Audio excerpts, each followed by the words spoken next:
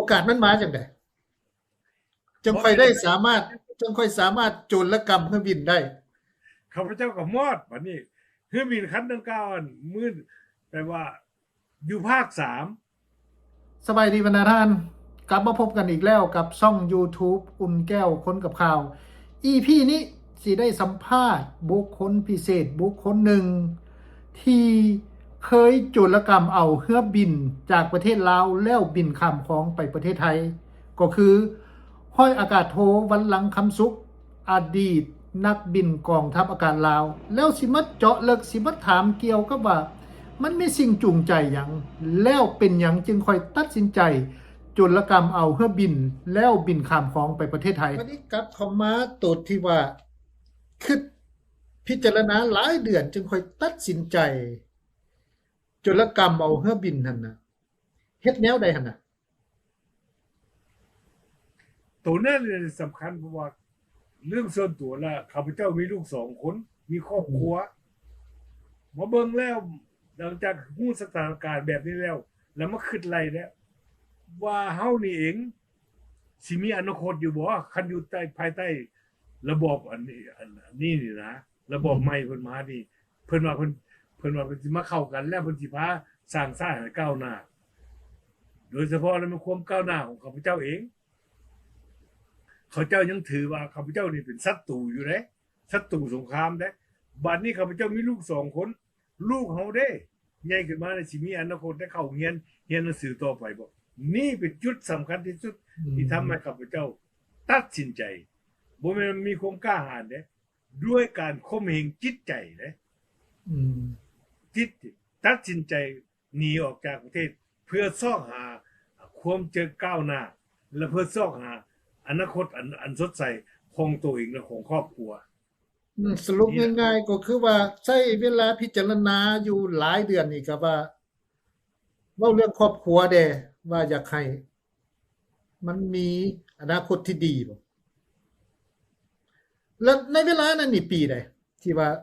อันนั้นปีตัดสินใจนั้นมัน1972อืมเอาเว้ารายละเอียดให้ฟัง1972ชื่อได้อยู่มื้อเป็นที่ว่าจังได๋เฮ็ดจังได๋ยืมเครื่องบินเพิ่นมาแล้วแม่นอันนั้นวันที่ชื่อได้วันที่9เนี่ยเดือนจุนว่ะอ่าวันที่ชื่อได้9เดือน6ก็แม่นละเดือน6อ่าในขณะนั้นข้าพเจ้าก็คือเว้าให้ท่านแก้วฟังนี่แหละยังถูกใช้เพิ่นยังใช้อยู่อืเพิ่นมไว้เนื้อเชื่อใจอืมให้ขับเครื่องบินเวียกต่างๆที่มีการเคลื่อนไหวต้องการอยู่ในประเทศล่ะหลวงพระบางเวียงจันทร์สมณเขตปากเซเครื่องบินทหารตะกี้ก็เฮ็ดจังซี่เด้ต้องบินอยู่ตลอดมีแผนการบินอยู่ตลอดขนเครื่องบ่ขนสิ่งต้องการต่างๆสัมภาระต่างๆของความต้องการของกองทัพของรัฐบาลร่วมกันใหม่นี่ล่ะคันสิเว้าก็อยู่ในหั่นล่ะบัดนี้ก็ต้องได้วางเป็นซะแล้วตัดสินใจแล้วว่าต้องหลังจากมาฟังคำคิดคำเห็นของพวกที่ว่าเพิ่นฝ่ายคณะประเทศลาวน่ะฝ่ายคอมมิวนิสต์เนาะให้เว้าให้เข้าใจกันง่ายๆจื่อได้มันละเป็นลักษณะที่ทั้งลบแล้วก็ทั้งเป็นศัตรูมีแต่แก้แค้นแล้วมาเบิ่งอีกเรื่องที่ว่าฐานะของเขาเจ้าเข้าบ้านความเบ้าของเขาเจ้ากับการปฏิบัติ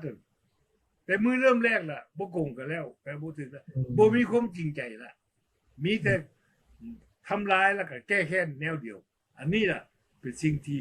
อันน่ะให้ข้าพเจ้าตัดสินใจว่าต้องได้หนีการหนีนี่ก็ต้องได้วางแผนนั่นแหละเป็นจังได๋ล่ะก็ต้องรู้จักแล้วก็วางแผนเพื่อความปลอดภัยเด้หลังจากได้ใช้จังซี่ล่ะก็จะต้องหาเวลาเครื่องบินเพิ่นบ่ได้ให้บินหลายเด้เครื่องบินมีจำกัดเด้จักเที่ยวต่ออาทิตย์อันน่ะข้าพเจ้าบินย้อนไปว่าระยะเพิ่นเข้ามานี่เรียบร้อยแล้วเครื่องบินต่างๆนี่เพิ่นกักไว้เพิ่นใส่โซ่ไว้ได้บ่ให้บินเด้ให้บินตั้งแต่มิชชั่นหรือเวียกสำคัญที่มีความเป็นประโยชน์ให้ให้ภาครัฐเพิ่นน่ะเด้เพิ่นจะปล่อยให้บินน่ะนะ อันที่ว่าเวียกสำคัญนี่มีหยังเที่ว่าที่ว่าเฮาไปอันน่ะเรียกที่ว่าสำคัญนี่ก็แม่น1คนแก่คณะเจรจาคณะเจรจาอย่างเจรจา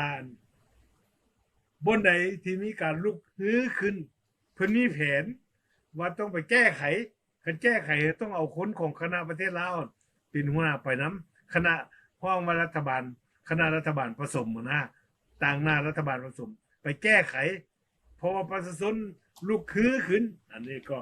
ทางเขาสิชื่อดี การลุกฮือขึ้นตัวนี้ข้าพเจ้าฮู้จักและแม่นคือเบื้องหลังแล้วแม่นคณะประเทศลาวคอมมิวนิสต์เองเป็นผู้อยู่เบื้องหลัง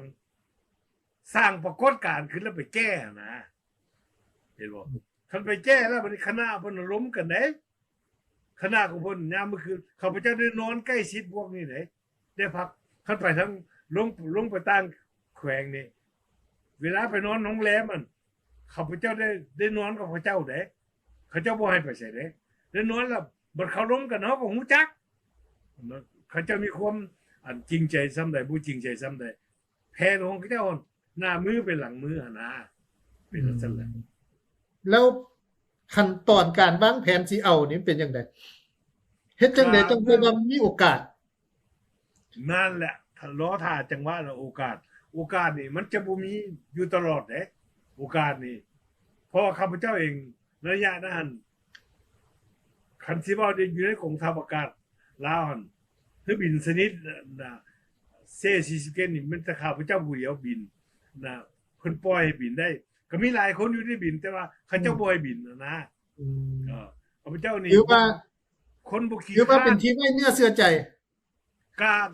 สิว่าไว้เนื้อเชื่อใจก็บ่แม่นแต่ว่าก็มีคณะขั้นสูงของเขาเจ้าอยู่แล้วก็เตือนอยู่บอกว่าอย่าตัวหนี้เด้คันตัวหนี้มีภัยอันตรายอันน่ะตัวที่สองมาก็แม่นบินวันเสาร์อันส่วนหลายแล้วนักบินน่ะเขาเจ้ามีครอบครัวแล้วเขาเจ้าบ่อยากบินข้าพเจ้านี่มันน่ะนะบ่มันเด้แสดงความมันเพื่อหาโอกาส เพื่อสร้างโอกาสว่าซั่นไป อืม การสร้างโอกาสนี่มันการวางแผน เครื่องบินล่ะที่ข้าพเจ้าเอายืมมานี่ก่อนที่เอามาข้ามมาฝั่งไทยนี่ข้าพเจ้าได้บินก่อนแล้วบินไปหลวงพระบางคันบินไปหลวงพระบางละกลับขึ้นมาข้าพเจ้าวางแผนเลยดิ อืม เครื่องบินน่ะมันมีอันน่ะระบบแนวหนึ่งที่ว่าน้อยคนสิฮู้จักข้าพเจ้าได้เรียนรู้ได้ดุลแล้ว วิทยุหันไปมอดสวิตช์ตัวนั้นไว้มอดออฟไว้ผู้ใดไปบินติดจักได้แต่ว่าเปิดวิทยุบ่ได้ อืม บัดข้าพเจ้าไปบินข้าพเจ้าเปิดขึ้นแล้ววิทยุก็ติดต่อได้จักกับติดได้สบายก็บินได้สบาย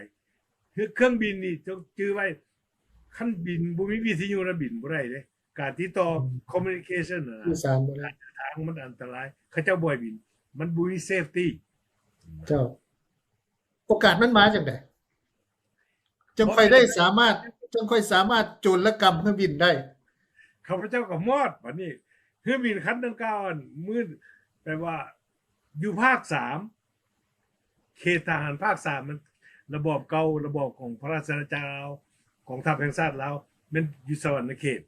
อืม ทุกๆเดือนวันที่1พระราธิการมาว่าพวกเบิกเงินนั่นน่ะจะต้องได้ส่งเอาเงินส่งทุกภาค อันนี้เป็นหน้าที่ของทัพอากาศ จะต้องแก้เงินไปหลวงพระบาง แก้เงินไปสวรรณเขตแก้เงินลงไปปักเซแล้วไปเบิกให้ทหารทุกๆคนที่1นะต้องได้เบิกเงินคือมื้อนี้6 เดือนบ่ได้เบิกก็บ่เว้ากันบ่ได้เด้แต่เกียรติวันที่1ต้องได้เบิกโลดเพื่อหยังเพื่อทหารจะได้เบิกเงินเดือนแล้วไปเลี้ยงลูกเลี้ยงเมียเลี้ยงครอบครัว เข้าใจ อันนี้มีความสำคัญคันนั้นเป็นสันข้าพเจ้าก็ฮู้จักแอคทิวิตี้ซั่นล่ะข้าพเจ้าก็เตรียมไว้โดยเฉพาะข้าพเจ้าไปบล็อกเครื่องบินดังกล่าวนี่ข้าพเจ้าฮู้จักเด้ว่าเพิ่นจะต้องได้ส่งเงินไปคันส่งเงินไปนี่เพิ่นต้องแต่งครูใหม่คันครูใหม่มาน่ะมาเปิดวิทยุบ่ได้ก็แก้ไขบ่ได้เงินก็ค้าแม่นบ่เงินก็บ่ไป มันแฮงยุ่งยากซั่น ทหารภาค3ก็ให้ห้องโหโทสกาขึ้นในระยะนั้นเพิ่นกำลังสร้างคะแนนเพิ่นบอกว่าเพิ่นสิเบิ่งแยงทหารคันเงินเดือนไปบ่ทันแล้ววันที่6ที่7แล้วยังบ่ได้รับเงินเดือนทหารครอบครัวเขาก็นั่นเด้เขาเจ้าก็ประท้วงนะมันเสียการเมืองเพิ่นเนาะวันละเพิ่นแต่งครูให้ไปส่งไปบินตามให้ถูกต้องตามเวลาวิทยุเปิดบ่ได้คันเปิดบ่ได้ละผู้คันว่าผู้จัดการก็จะผู้บังคับบัญชาเยอะกองทัพอากาศแล้วเอิ้นข้าพเจ้าก็ถามว่ายนต์คันนี้ไม่ไปบินเขาเจ้าบอกว่าอันนี้มันเรืออากาศเอกมันลังบินอ้าวคันแล้วเรื่องบินได้มันพูดบินคือบ่ได้อันนี้แหละแม่ข้าพเจ้าสร้าง เพราะว่าเฮาไปปิดสวิตช์ มันอยู่ในที่ลับได้อยู่ในที่ลับได้ปิดสวิตช์ตัวนั้นมันการติดต่อเรื่อง communication วิทยุต่างๆหมดเปิดใช้การบ่ได้มันข้าพเจ้าไปเฮ็ดบัดนี้ข้าพเจ้าก็บ่ให้คนเห็นข้าพเจ้าก็บอกสร้างแปลงก็บ่ฮู้จักนะว่าข้าพเจ้าเฮ็ดหยังข้าพเจ้าไปเปิดแล้วก็มีคนมาเทสเบิ่งว่านี่ดังได้คันดังได้แล้วก็ให้วันหลังไปบินซะตัว เออก็ผู้ดีได้โอกาส ก็ผู้ดีได้โอกาสเลยบ่ ก็ดีใจแล้วก็เตรียมตัวแล้วบ่ได้บอกให้ไปฮู้จักได้ ครอบครัวนี่ครอบครัวได้บอกบ่ บ่ได้บอกได้บ่มีแต่บอกเมียว่าข่อยสิได้มีข้ามฟากแล้วเด้อลูกเมียก็บ่อยากมาเด้เพราะว่าพ่อแม่เขาเจ้าก็บ่อยากหนีป้าพ่อแม่เขาเจ้านะวันนี้ลูก2คนเนี่ยไปสิเลี้ยงก็ได้วางแผนอยู่ค่อยไปแล้วจะต้องไปน้ำหลังก็บอกซะแล้ว โอเค ก็ลักษณะ แล้วเป็นจังได๋บัดนี้ เครื่อง หลังจากได้รับบิลได้มีโอกาสบินแล้ว เขาเจ้าคอนเทนเนอร์ผู้ได้เงินน่ะเอาขึ้นในเครื่องบินแล้วข้าพเจ้าก็ไปแล้วพากับครูมันมี5คนมีข้าพเจ้าเองเป็นแคปตันแล้วก็มีโคไพลอตมีสร้างการบินไฟล์เอนจิเนียร์มีโรดมาสเตอร์มีนาวิเกเตอร์5คนก็ไปด้วยกันแล้วไปข้าพเจ้าก็บ่ได้บอกไผบอกไผให้ฮู้จักแล้วบ่ได้แอคติ้งเด้ตอนนั้นหันเสื้อใจไผบ่ได้เด้ทานอุ่นแก้วเอ้ยเขาจะตัวเขาจะไปบอกว่านั่นร้อยโทหลังสิวางแผนสิตัวนี้ถูกจับก็บ่แล้วเด้ถูกจับแล้วหายทราบสูญอีกโลดบ่กล้าบอกให้ฟัง เฮ็ดจังได๋บัดนี้ ก็ไปแล้วฮอดมือมากับบินไปบินแล้วก็ไปลงสวรรคเขตตามธรรมดาเนี่ยรูทีนนี่ล่ะก็มีคนไปนำซาผู้คนแล้วก็มีหีบเงินนั่นแหละใหญ่ได้หีบเงินน่ะมันได้เอารถยกผู้ได้ยกมันหนักกันนะเงินเป็นร้อยล้านเด้100 ล้านกีบเนี่ยยังชื่อได้อยู่นะเจ้าไปแล้วไปลงแล้วก็พวกขนส่งทหารขนส่งอยู่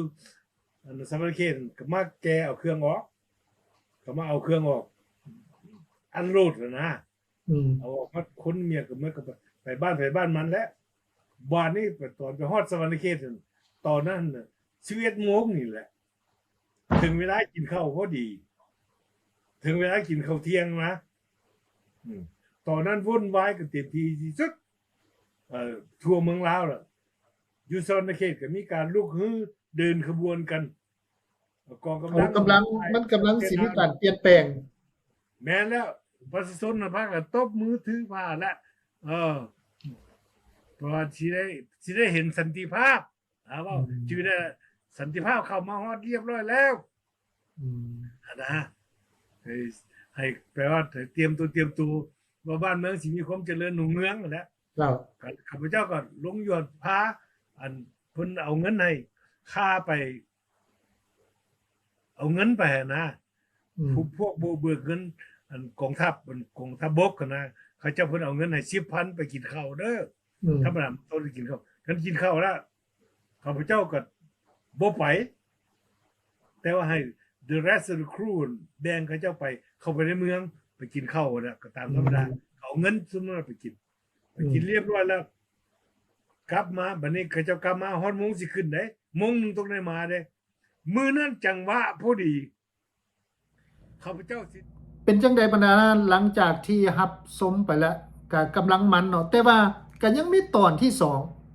ตอนที่สองนี่แห่งหน้าติดตามบรรดาท่าน จุดสำคัญมันอยู่บนว่าท่านวันหลังคำสุขเฮ็ดแนวใด จึงค่อยสามารถเอาเฮอบินจากสนามบินวัดไต่แล้วบินขึ้นข้ามคลองไปประเทศไทย ปกติแล้วจะบ่มีไผสามารถเอาเฮอบินขึ้นโดยลำพังได้ แต่ว่าท่านวันหลังคำสุขเฮ็ดแนวใดน่าติดตามตอนต่อไปบรรดาท่าน